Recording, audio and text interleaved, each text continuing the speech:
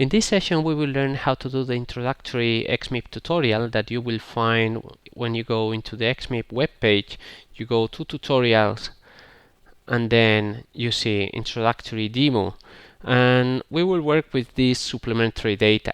So I have already downloaded this supplementary data into this directory here, demo BPV project. So what we see is that there is a directory called input data. So we see what is in input data, and what we have are 3 micrographs of the bovine papillomavirus that have been granted by Nicolas Grigoriev. So let's close this browser. So the first thing to do when you open an XMIP project is to go into the directory where you have your data. So let's stay there. So every file related to this project will be stored in this directory, and we invoke XMIP. So the first time we invoke XMIP in a given directory, it detects that it is the first time, and it asks you whether this is the directory you want to work on, just in case that you have made a mistake. So this is the first time. We say that yes, we want to work here, and we have the interface for the XMIP project here. So here are the different options that we have to process. This is what we have actually done. For the moment, nothing, and this is a summary for whatever we have done here. So the first thing that we have to do with the project is to let the XMIP to know that you have these micrographs. So you go to micrographs, import, and then you choose where your data is. So our data is in the directory input data, and then if you press the wizard, it goes into the directory, detects that there are MRC files, and it thinks that the protocol, every run we call it a protocol. So the protocol thinks this must be the micrographs that the user wants to process. So now you have here a number of questions. Whether they are tilpers or not, they are not. Whether you want to copy the micrographs into the local directory of the project. For instance, this is useful when you work with a computer that is connected to the microscope and you want to bring the micrographs from the microscope. Whether you want to pre-process the micrographs, for instance, you may crop borders. If you press yes, then you are asked how many pixels to crop. If you have some doubt about some parameter, you may press info, and then we try to explain here what the parameter is about.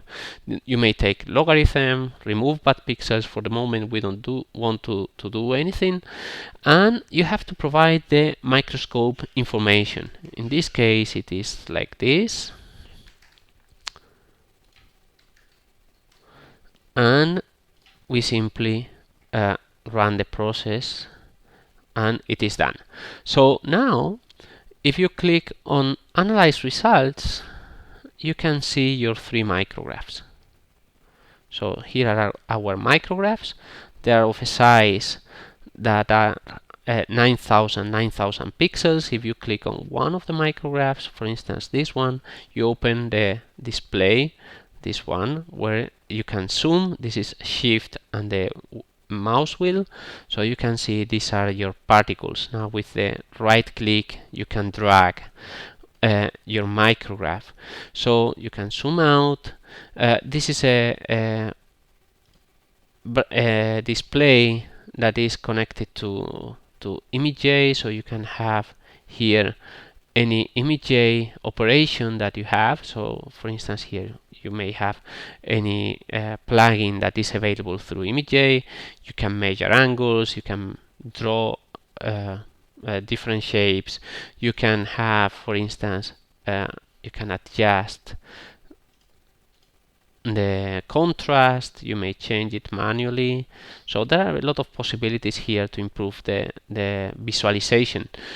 So okay, so these are the 3 micrographs that we have imported, and we see we have created a run. A run is a specific execution of a protocol. So here we have a protocol to import micrographs, and in this particular run we have imported 3 micrographs from this directory. If you press here, what you have is a browser that you go directly to the directory. You may see, if you click at any one of the images, you see its size. For instance, you may open the same micrograph from here, and here you have some interesting information about the execution. For instance, you have here that the sampling rate is this one. If you really want to see all the parameters, you double click on the run, and here you see all the parameters that you used. For instance, let's say that you made some mistake. Now you could restart the execution, or if it broke at some point, you may simply resume from the point where it stopped. Okay, so let's close this. So now we have our micrographs. Remind that they are 9000, 9000, and then the next step normally is to screen the micrographs to see whether they are good or not. So we go to screen micrographs. It asks which are the micrographs that you want to analyze. So the ones we have imported, here we have a single import run, but let's say you have several imports, so you could analyze a different set of micrographs at each one of the imports. Then this is an interesting parameter, that is how to choose the downsampling factor. Okay, so we go to one of the micrographs. For instance, let's say downsampling 1, that means no downsampling, and what we see are that the tone rings are very small and they are very concentrated in the origin. So this is difficult for the algorithm to find. So let's say we do a downsampling 2. This downsampling is only applied when detecting the tone rings. So now the tone rings are more visible. We may adjust this blue area. This blue area tells the algorithm where to look for the tone rings. And once we have selected the parameters for this micrograph, we may check if they are still valid for the rest of the micrographs in the set. So they are fine for this one. We have only 3, so it is easy to check for them all. But if you have many, let's say you have 500 micrographs, you may check for a few and check if they are valid or not. Okay, so we are happy with these parameters. So where to look? This is the blue area, and what is the right downsampling? And this downsampling doesn't need to be an integer factor, so you may say 1.5, 1.75 if you like. So once you're happy, you do select, and those parameters are copied into the form. Then you may choose what is the amplitude contrast for your microscope or for your experiment, and you simply launch your analysis. So we launch, and it takes some time to compute. Okay, so here the execution says run, saved. If you refresh with this button, it should tell you how many steps it has executed so far. May take a while. Here you have, now it is taking a little bit of memory, and that is why the interface is frozen. So here you have some information about the methods that are being used to do your analysis. And for instance, here it is running a step 5 out of 10. So the whole execution of the run will take 10 steps, and it is currently at a step 5. For instance, you may look at these output files. In these output files you have 3 tabs. In the first tab, that is called the log, you have a log, a report of everything that is being done. So for instance, here the first step was to create this directory, that it is this one, and actually it ran at this time. So it ran at 1748, 28 seconds. Then just a second later it created another directory, then it copied this file, then copied this file, and then it became parallel. You see, this is the MPI run, and now you have multiple steps in parallel. here all of them are trying to estimate the CTF. So here you have a report of everything that is being done. Here in the out you have similar information, so the same steps, but then also we record here the output of the programs. So for instance, this XMIP transform downsample is reporting what is the input micrograph and what is the output micrograph. So here you can see what is the output of the programs, and if the program has some error, you can see in here. So in the error tab we record everything that the program is reporting through the standard error file. So here we see, you may refresh this thing, so this report, so you can see exactly what it is. So now it has executed 7 steps out of 10, and if we wait a little bit more, it will compute the CTF for the 3 micrographs. Okay, so now it has finished, and the next step normally is to do always an analyze results of the execution you have done.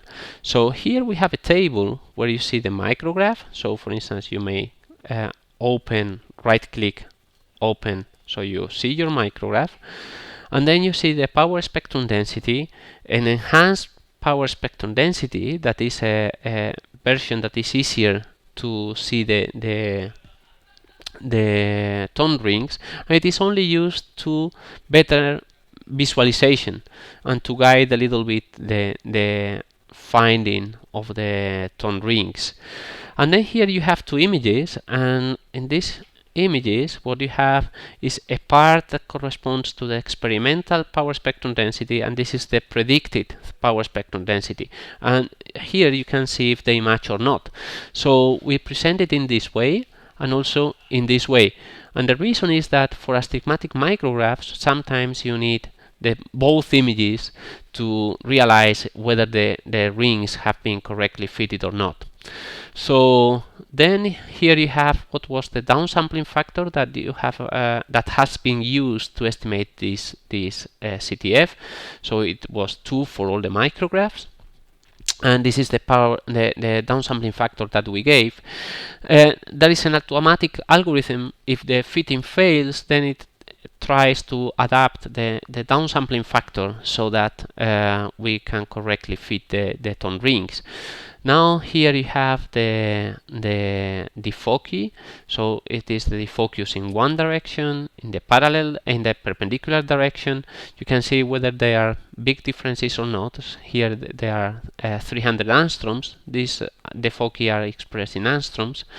Then here you have at which frequency or at which resolution you have the first 0. So you have here at 22 angstroms, 21, 21.4. Then what is the maximum frequency? The maximum frequency is the frequency or the resolution, it is also in angstroms, at which the signal drops below, the power of the signal drops below 1% of the maximum power it has. So we will see now that the CTF is a function that decays, so at which point the decay is the signal has 1% less power than originally. Then here we have the first 0 ratio. The first 0 ratio is the ratio between the first 0 in one direction and then in the perpendicular direction. If there is no astigmatism, the ratio should be 1, and the farther it goes from 1, the more astigmatic it is.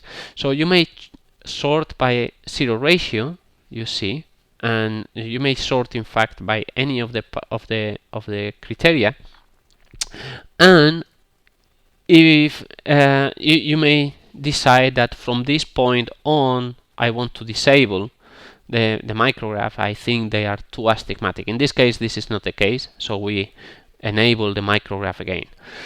Then we have this other parameter that is called the CTF margin, and this somehow measures how easy it is to detect the tone rings with respect to the background noise.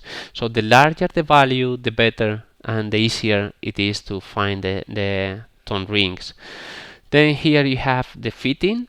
This is a number that uh, it is actually what the algorithm is trying to minimize. So it tries to fit the theoretical power spectrum density with respect to the experimental power spectrum density.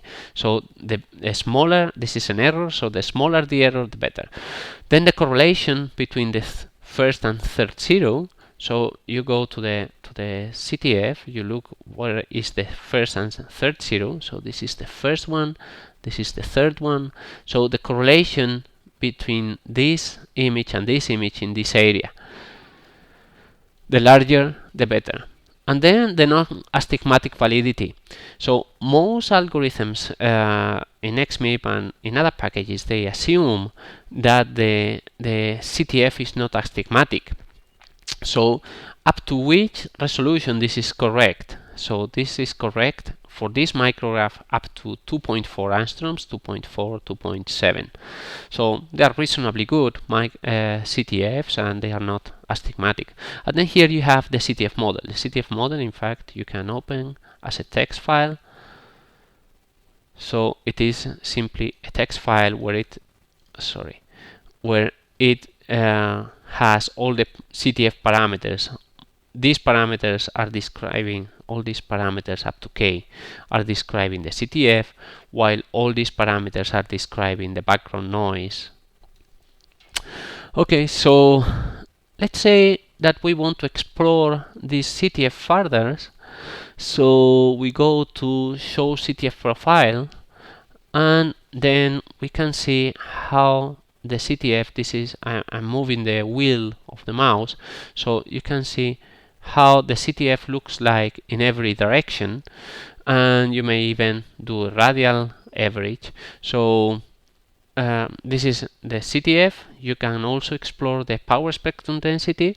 You can also explore how the power spectrum density is changing for each direction.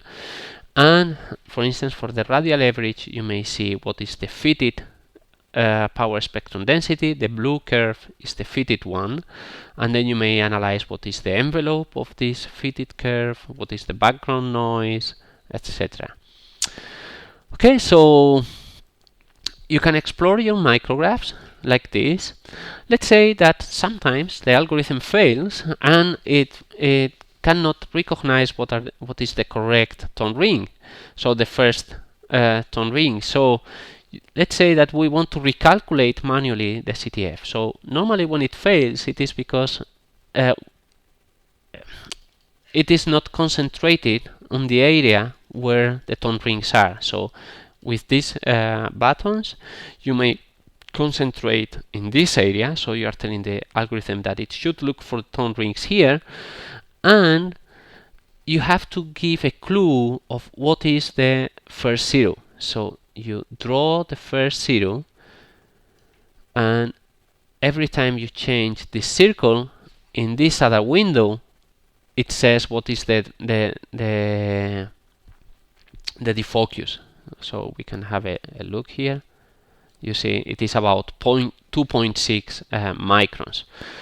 Okay, so once you have it, you would say recalculate CTF, and it will manually recalculate the CTF.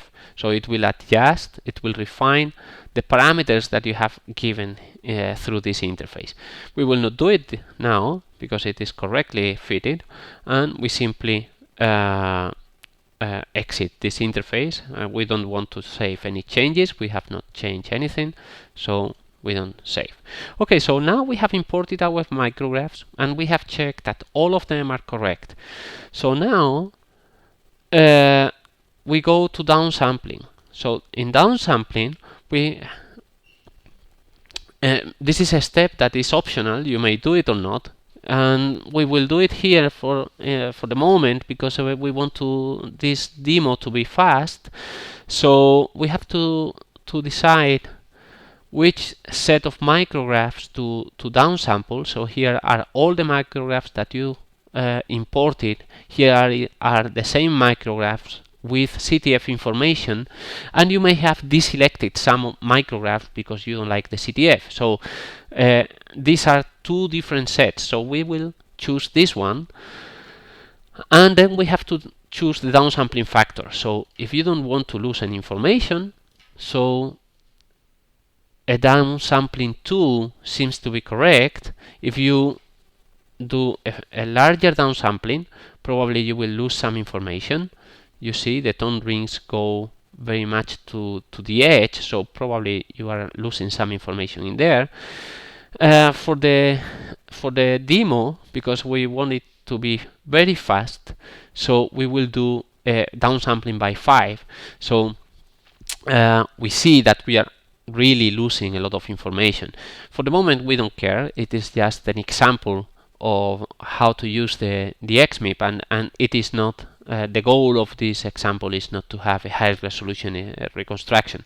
But if you want to have a high resolution reconstruction, you have to be sure you are not losing any information.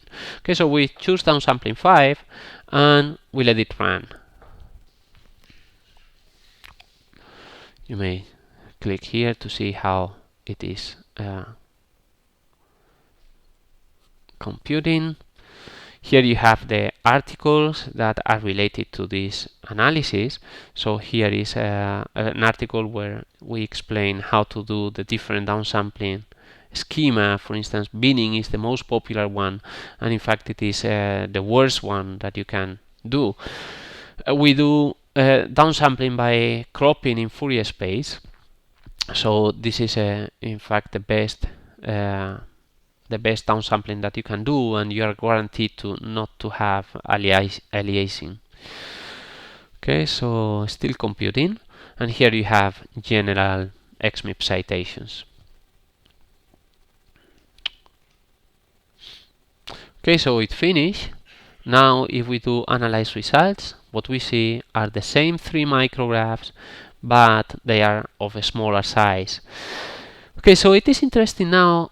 We store our information in files called metadata. So let's go to this directory. So every run has a structure like this. So it has a main directory for that run. So everything related to that run is stored in here. So here we keep information, for instance, about the sampling rate, and for instance here we have what is the actual sampling rate of the micrographs, what was the original sampling rate, and everything is called XMIP metadata, XMD. So here, for instance, the important result is the micrographs, and here we have some information about the microscope. Okay, so what is a metadata? So a metadata you can open as text. So it is a text file with a lot of information. So it is kind of table. So in this table we keep information about the micrograph, what is the power spectrum density, the enhanced, the power spectrum density, many CTF parameters, many things. So you may open as a text file, or you may open with this nice interface. So this nice interface is called the XMIP show. The XMIP show shows the table, and for instance you can either it is rather configurable, so you can, for instance, decide what to show, what not to show. For instance, you don't want to see the name of the micrograph, you don't want to see these values or whatever, so now you adapt the visualization to your likings. You may for instance, you may render the images or not. So for instance here you are not rendering the images, you are rendering this one, etc. Okay, so these are XMIP metadatas, and the important results are in the main directory of the run. And then you may go into the extra. So in the extra you have extra information. In this case the extra information are the micrographs themselves, and they are the downsampled micrographs themselves. Okay, so here it is an example where you have a visualization of the 3 micrographs, or you have two kind of visualization. This one in a gallery of images, or this one as a table. So if you see as a table, you have a lot of information. If you see as a gallery, you have only a little bit of information. Okay, so now we have downsampled the micrographs, and the next step is to do a particle picking of your micrographs. So we will do a manual supervised picking, of which set we will use the downsample set. Okay, so now we invoke it. So here what we have is an interface where you have the list of micrographs in your set, and then some controls here, and then the a window with the micrograph. In this window you can zoom in, zoom out, etc. You can drag with the right click, and then the point is here to choose some particles. So let's say these are particles. These are the viruses we are interested in. As we are picking, in fact, we are constructing a template, and the more you pick, you see the template is updated. So this template is used to help you pick your particles. You see this center particle? So the center particle, what it does is that you pick at a point. So let's say this is a little bit off-centered. So you pick at this point, then this area is correlated with this image, and the maximum correlation is found, so that we move your picking from the off-center position to the center position. So this is rather useful because you can be a little bit lousy in your picking. You don't need to pick exactly in the middle, and you can go pretty fast. And then also you have these choices of whether to represent your marks with circle, with rectangle, just the center, or however you like. Okay, so once you have picked a few of them, so for instance here I have picked 30 of them, so you may try to go into auto picking. So in this auto picking, you are asked, have you picked every particle in your square? And if you say yes, then we train a classifier in this area. So everything that you have picked that is a particle is learned as a particle. Everything that you have picked and that you have not picked, for instance, this area here, this area here, this area here, it is learned as a non-particle. So that is why it is important in this area to pick everything, because we distinguish between particles and non-particles. Okay, so we say yes. So now it is training, and then it will auto pick the micrograph. So we may go out.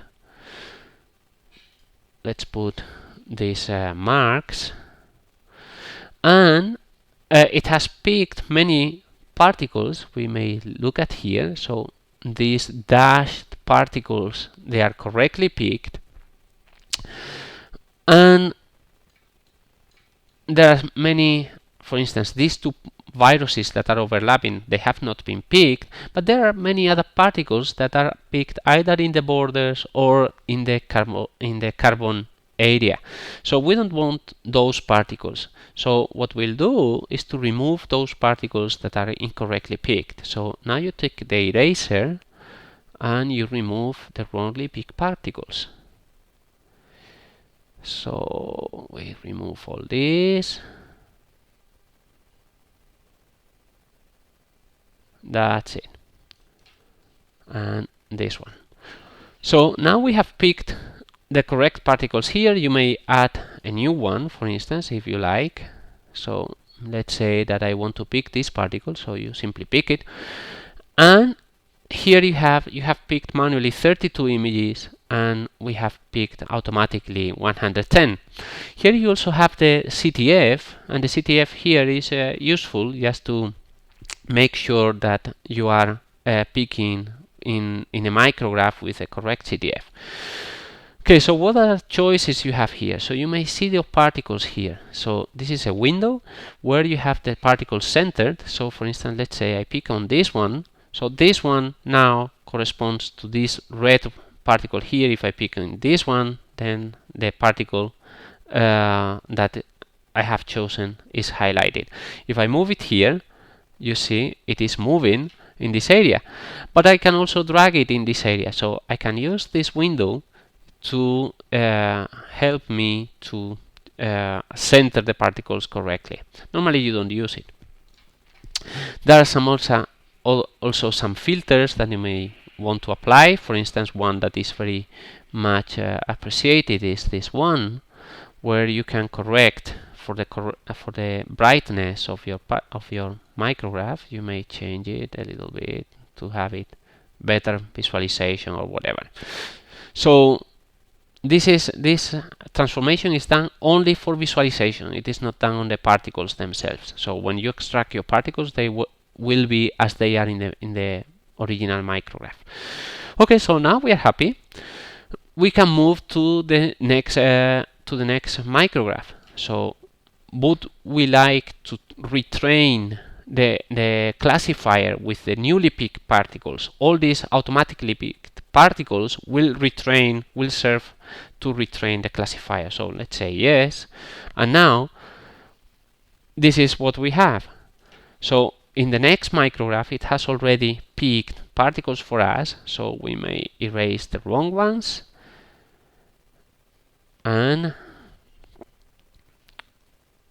you may either proceed to the next micrograph, or you may, for instance, pick new particles here that they have been left out, and then you move to the next micrograph. Again, you want to retrain, and you keep doing this process until you are happy with the performance of the classifier.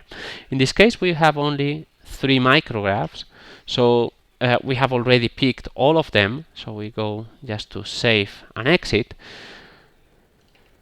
But let's say that you have in your dataset, you have 1000 micrographs. So you have picked a few micrographs, and then you may go to the automatic picking, and you picked automatically on the rest of the dataset. So you have picked 3, and then you pick on the other 900, you picked automatically. So it will take a while. It is pretty fast, but still takes some time. And then at the end, if you press analyze results, you can clean the particles that have been incorrectly picked. Okay, so we don't need this at this point. So we have already picked our particles. The next step is to extract the particles. So at this point, there is an interesting thing. So there are 2 points to control. So let's say one is the box size. So if you press the wizard, it will suggest the same box size that you have been using while picking, but you may change it if you like. So you may put here 110 if you want. Let's keep it as it is. And also it is the downsampling factor. So you may extract your particles at the same size as the one that you have been using while picking. This is the same as picking. Or you may want to extract your particles from the original micrograph. So you simply pick once in your life, and then you can extract as many times at different downsampling factors as you want. So you may extract from the original micrographs, or I may extract at any other downsampling factor. So at any other downsampling factor, let's say I want to extract at downsampling factor 3, then if I press the wizard, it adapts the box size that I have been using while picking to the box size at this downsampling factor. So let's keep it as the same as picking, and we have this particle box size of 100. Then there are a number of pre-processing steps that you may perform. For instance, dust removal. This is removing pixels that are particularly bright or particularly dark. How dark or how bright, it is defined by, if you go to more options, it is defined by this parameter here. That is, all those pixels that are 3.5 times sigma is the standard deviation of the image, away from the mean, they are removed. And if you don't want to bother with all those parameters, you simply can say less options and leave the default parameters as they are. By the way, you can reject automatically some particles, so you may reject particles by maximum set score. We will see what the set score is now, and you may reject systematically 5% of your particles or whatever. Okay, so but this by default is no particle rejection. So we want to do dust removal, we want to do phase flipping. So the phase flipping is performed at the level of micrograph. So we see what is the CTF of the micrograph. We revert those frequencies that have been flipped by the CTF, and then we extract the particles. Then you may invert the contrast.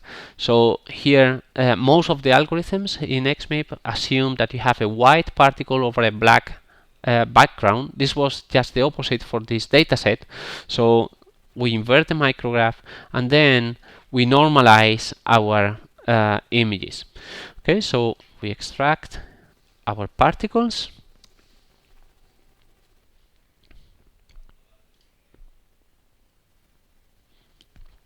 It will take 23 steps.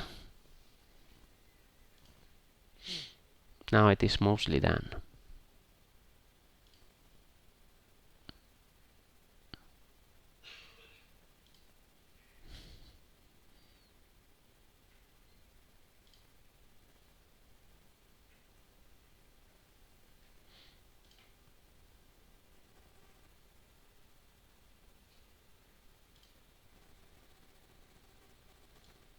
Okay, so it is done, and now we can analyze these results. So here what we have are the particles we have picked. So these are the viruses we have selected, and here we have this curve. This curve is the representation of the set score. The set score is how normal they are. So normal meaning how well they go with the rest of the population. Okay, so you have a population of particles and how good these particles are, or how consistent they are with the rest of the population. So these ones at the beginning, they are very consistent and they have a small set score. The larger the set score, the less consistent they are. In fact, if we go to the end of the list, we see some particles, for instance, these are empty particles. So these particles we may deselect.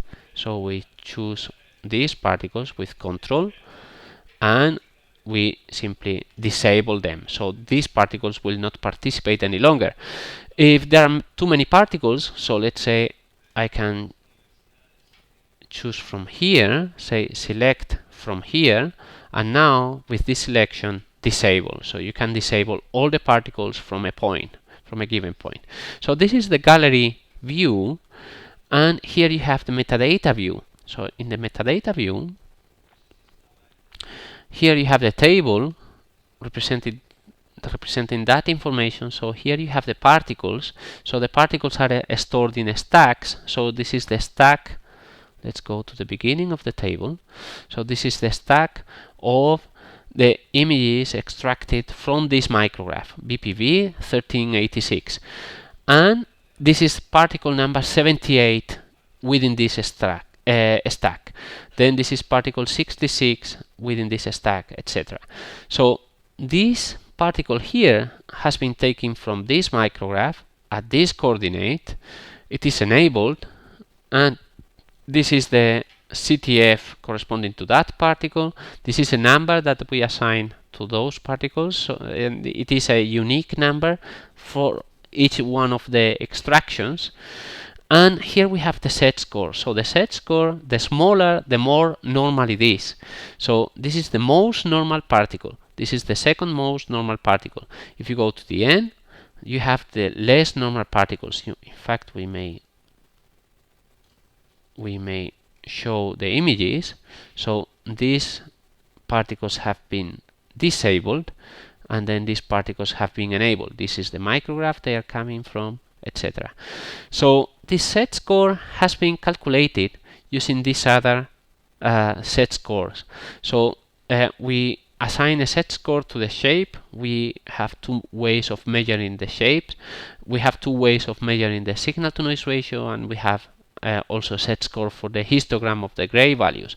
And then we take the worst of all those set scores. So for instance, this particle has been assigned a set score of 4.7 because in these two set scores, in these two criteria, they have been assigned this number. But for instance, this particle has a histogram that is pretty normal, but it has a shape that is not normal at all.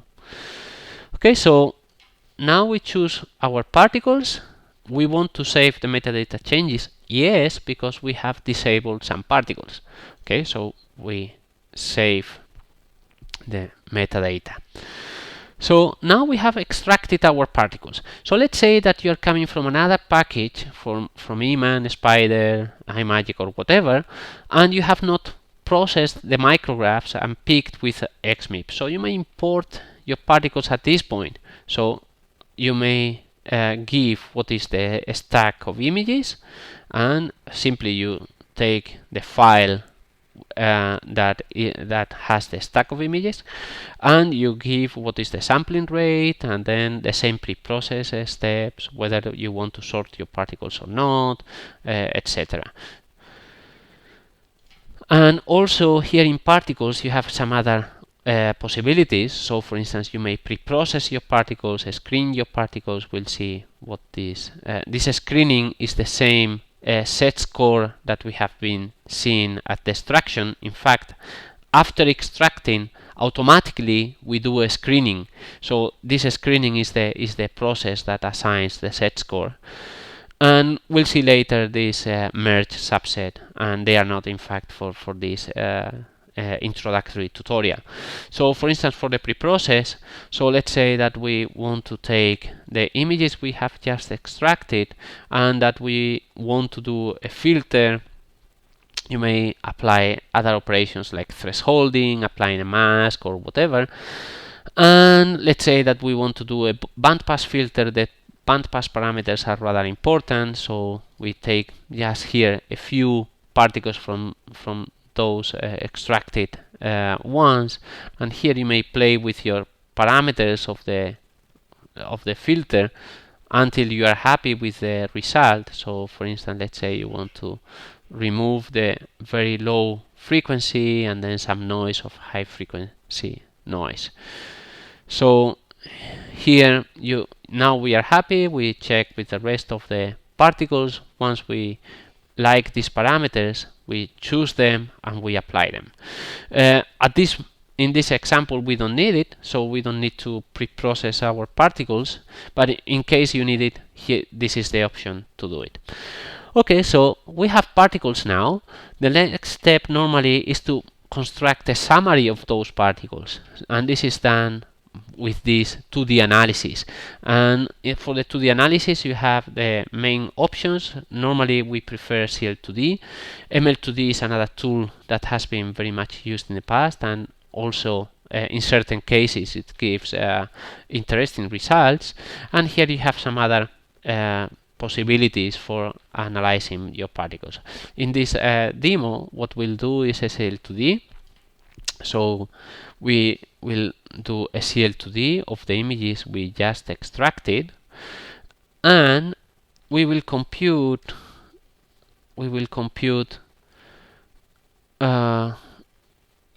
8 classes.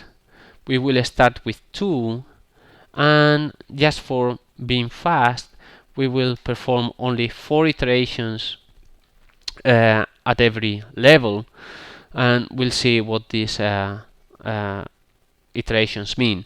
So initially we start with 2, so we classify all our particles into 2 classes, and then we refine these 2 classes 4 times. These are the number of iterations. Then we split the 2 classes into 4, and again we refine the 4 classes 4 times, and then we split the 4 classes into 8, and we refine 4 times the classes, and we keep on growing the number of classes till we reach the number of classes, the number of references we like at the end. And this number doesn't need to be a power of 2, so we may put 10 here, so it will go 2, 4, 8, and then 10. And here are some parameters related to the what we call the core of the classes. So the core of the classes are again a kind of set score of how normal the particles are within those classes, and we have two different criteria, and these are standard parameters. Normally we don't need to touch. For a specific description of each one of these parameters, we have a paper that will appear now. Okay, so we launch this process. So here, it doesn't appear the paper. We have a paper, conference paper, describing what is the meaning of the core and the stable core, and also what is the algorithm behind CL2D. So the algorithm, this algorithm is in here. So this will take, in fact it doesn't take so long. You may check in here how far it has gone. So for instance, it has already performed the analysis with two codes, so with two classes. So this is the correlation of the classes with the experimental data. You see that the correlation is increasing, that the number of images that are changing from one class to the other is decreasing. So at the beginning 100 images of the 300 change their class. Normally this is rather common, since at the beginning you made a random split of the images, and then they stabilized at this point. So now it is splitting the code, so it is splitting the classes, the two classes, into 4, and now it is iterating. So here if you refresh, you see how it is progressing. So let's make a break here in this video